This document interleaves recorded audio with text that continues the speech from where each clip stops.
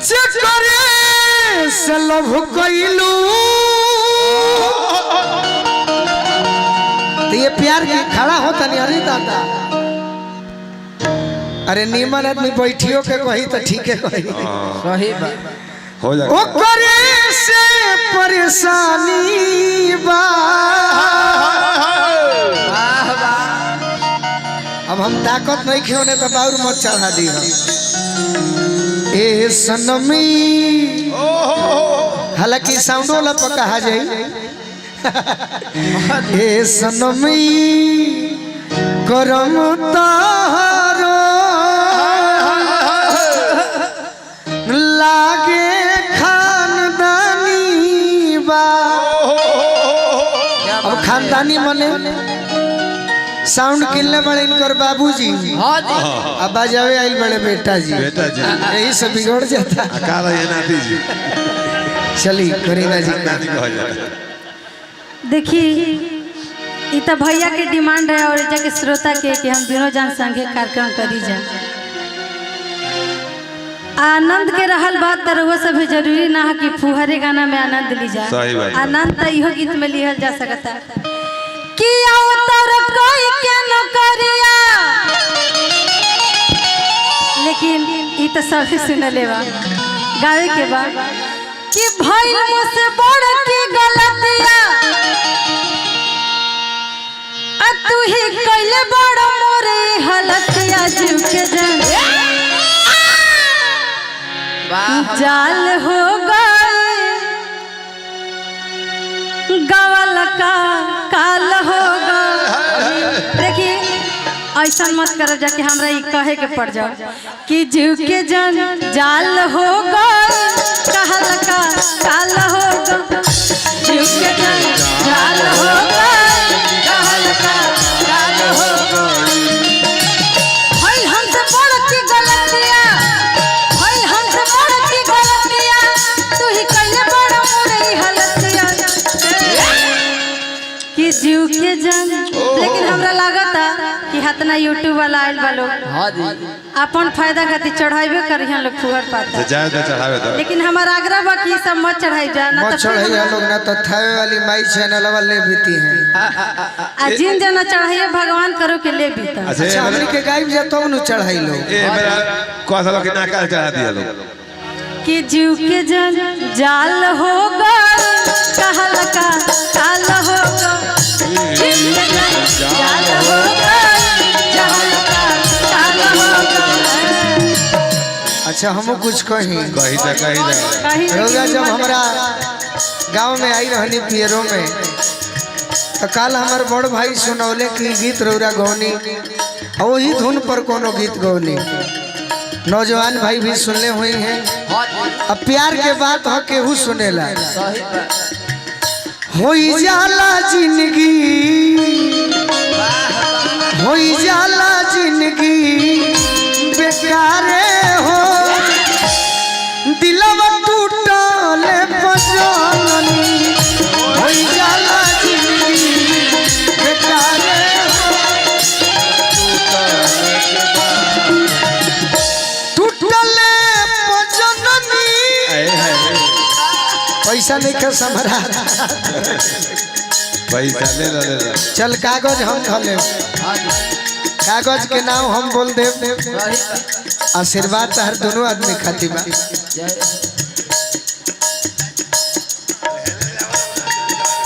निकेश यादव श्री अखिलेश यादव भैया जिंदाबाद। टूटले पजननी दिलवा टूटले पजननी बहुते दर्द देला बहुते दर्द देला प्यारे हो दिलवा टूटले पजननी।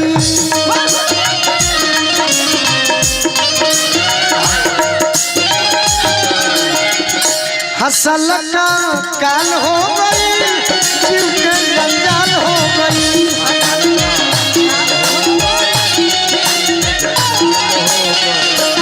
भैया जेकर प्यार में दिल टूटल बा। तो 14 मई के और तबे प्रोग्राम होई जब हमारे करीना के भी कुछ आशीर्वाद दे। अरे ना उनका के दिन ही समझी हमारे ना ना देखिए हम बेईमान नहीं, honesty is the best policy, ईमानदारी ही अच्छी नीति। काहे के बा जेकर खैर दिल टूटल बा उ गावे। मुन्ना तिवारी जी हैं 14 मई के हमार प्रोग्राम बा, समय रही तो रौरो करावल जाई। अब ऐसे हम बानी जब प्रेम हम दे में दे केहू के दिल टूटेला तो उ गावेला कि बहुते दर्द देला। आ लेकिन जब प्रेम में पड़ल रहेला उ का कहेला का कहेला मिलो न तुम तो हम घबराए, मिलो तो आँख चुराए, हमें क्या हो गया है, हमें क्या अब हो हम कुछ गया कहो है। मिलो ना तुमको हम घबराए, हम कुछ कहीं भाई तनी मनी उरे पड़ जाए। ना ना बिल्कुल ना ना। रुआ सुन के देखी कि अक्सर मिले खातिर लड़का कहले कि कॉलेज में आवो, स्कूल में आवो, बाकी देहाती लड़का जे धोती कुर्ता पहनले होखे अजे गरीब होके ऊ कहाँ बोलाई, ऊ तो जानता। हमें को भोजपुरी में बात कही तनी हाला को के बताई सभे तो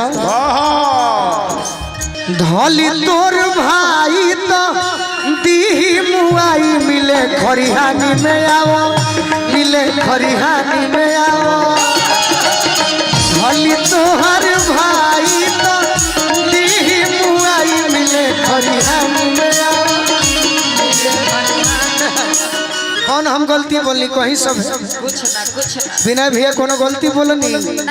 हम देहाती लड़का हैं, पढ़निहार रही थी तो स्कूल में बोलौती, कॉलेज में बोलौती, खरिहानी में बोलौती। कौन गलती करो काहे के बाद तुम ही से दिल का राज छुपाए, तुम ही से राज बताए, हमें क्या हो गया है। मिलो न तुम तो हम घबराए, मिलो तो आँख चुराए, हमें क्या हो गया है, हमें क्या हो गया है। करीना जी जब हम इस कार्यक्रम के बारे में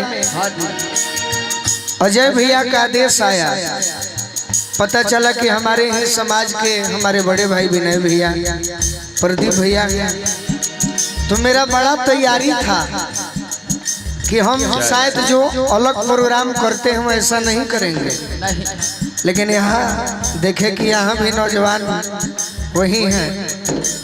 लेकिन हम एक गीत सोचे थे और हम डायरी में गीत पिताजी का लिखा हुआ गीत सोचे कि सुनाए कि आखिर हम किस चीज पर घमंड करते हैं। जय भैया फेस वैल्यू रखता है, हम भी कहते हैं कि गोलू राजा हैं, आप भी कहेंगे कि हम करीना हैं, चाहे दुनिया की हर लड़कियां कहती हैं।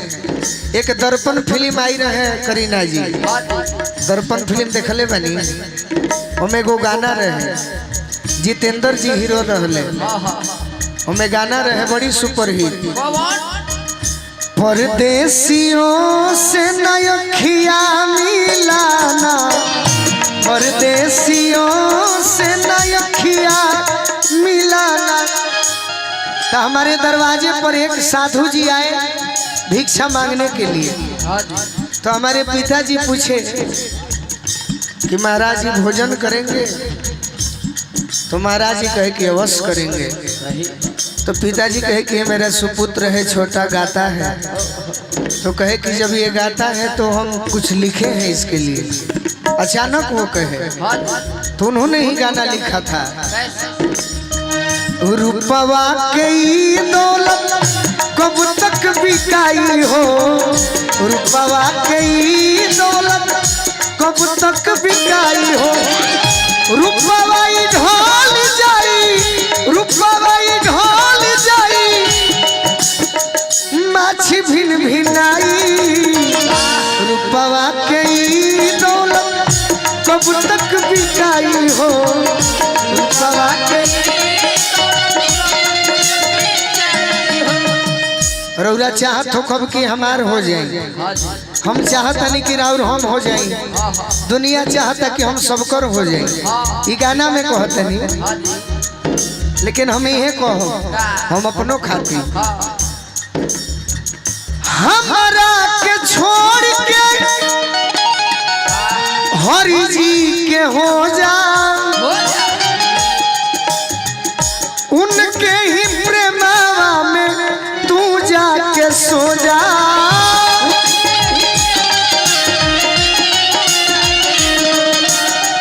हमरा के छोड़ के हरि जी के हो जा, उनके ही प्रेमवा में तू जाके सो जा। ना तो एक दिन का हुई, तोहरो खाते हुई हमरो खाते हुई। बात मानो ना तो गोरी होई जग हंसाई हो, बात मानो ना तो गोरी होई जग हंसाई। रूपवाई ढोल जाई माछी भिन भिनाई, रूपवा कई कब तक बिकाई हो।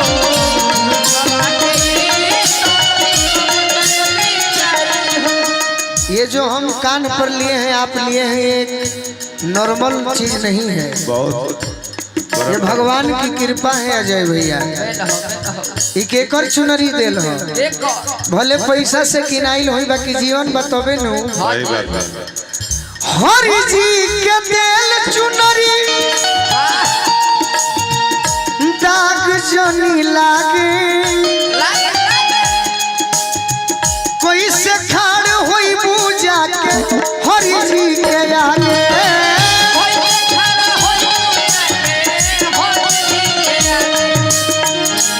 बात मानो ना तो पियावा, हम पियावा ना हई।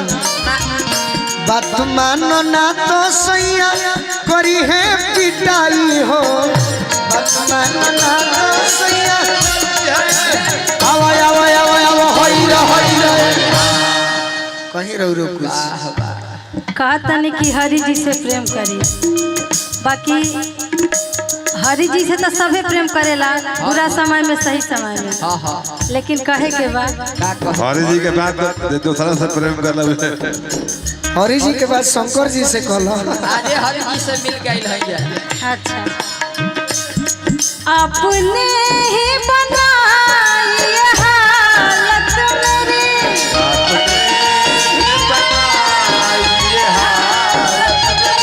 लड़किया कहतिया जब लड़का मुकर जाता प्रेम से, जो नयका गाना लिखल बा निकाल तो हमरा से प्रेम मत क्या करबो लइका को हरि कॉल जी से करा। लइका धोती कुर्ता लड़किया वाला कहतिया हमरा के न कर बाबा तू ही। लइका प्रेम वाला ना धोती कुर्ता वाला है। अरे हम गरीब आदमी हैं। अपने ही बनाई ये हालत मेरी, हालत मेरी के आप ही पूछते हो ये क्या हो गया, आप ही पूछते हो ये क्या हो गया, दोस्तों इस ज़माने को क्या हो गया।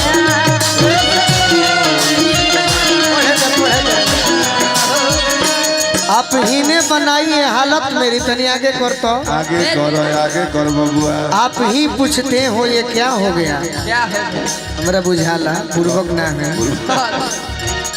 World DJ stage live fit drama, God is director, we are actor. या I understand. World DJ stage live fit drama, God is director, we are actor. All lovely shots are given to web guru सकोडन का ड्रामा। हमारा English ना आवे। हो जाए। अच्छा तो जा दे। आपने कहा कि आप ही ने बनाई ये हालत मेरी, आप ही पूछते हो ये क्या हो गया। क्या हो ले बड़े आ सभे हमार श्रोता समाज उठल बा। देखी कलाकार के सबका खातिर गावे के बा, हर त्योहार में गावे के बा, लेकिन ये महोत्सव हम ऐसा चाहता नहीं कि होखे कि करीब 12 साल 13 साल से ही प्रोग्राम चलत आ रहल बा। तो गोलू राजा, निशा उपाध्याय, करीना पांडे, शोभिता पांडे के चलते, श्रोता के आनंद देवे के चलते इस महोत्सव के नाम खराब मत होखे ई हम चाहतनी। श्रोता तो आइल बड़े मजा लेवे खातिर मजा ली हैं, आज ना मजा ली हैं यूट्यूब पर देख के मजा ली हैं, लेकिन हम एगो परिवार जान के आइल बानी, सभी कलाकार परिवार जान के आइल बा। तो कलाकार के भी फर्ज बा कि हमरा ये कुशीनगर महोत्सव के आन बान शान विनय राय जी के चलते, अजय राय जी के चलते, पूरा टीम के चलते बाचा रहो। तो अगर संगे भी अगर उरा सब सुनल चाहतनी तो आज हम क्षमा मांगो। कैसे केहू कि भाई के छोट भाई के बियाह में नहीं खी आई सही बात कि कुछ गाड़ी गा दे, कुछ रोमांटिक गीत गा दे। हम करीना के संग भी वैसने गीत गाई। हाँ, आनंद लेने वाले जो श्रोता होंगे, अगर जो सोना चिन्हने वाले श्रोता होंगे, अगर हम करीना के साथ भी गाएंगे, अच्छा गीत गाएंगे तो ताली बजा कर आशीर्वाद देंगे, ताकि हम ये न कह सकें कल मीडिया वाले भाई न छाप दें कि कुशीनगर महोत्सव गोलू राजा के चलते, करीना के चलते, सुभिता के चलते, निशा के चलते खराब हो गया। ना तो हमनियों से कल फालतू कलाकार आवे वाला बड़े उका गई है ना गई है, बाकी सरस्वती के कृपा हो, सभे आगे बढ़े। हम करीना जी से आग्रह करब कि रउरा कुछ गाई, प्यारे सहित गाई, रोमांटिक गीत गाई, रोमांटिक जौन पर्दा में रहे, हमारो पर्दा में रहे। हमार सब गीत पर्दे में होला, तनी मनी दुअर्थी हो जाला। अब हमार नौजवान सुने खातिर बेचैन बड़े, तनी रीढ़ तैन कर काड़ा बा, वही रीढ़ से गावे के बा।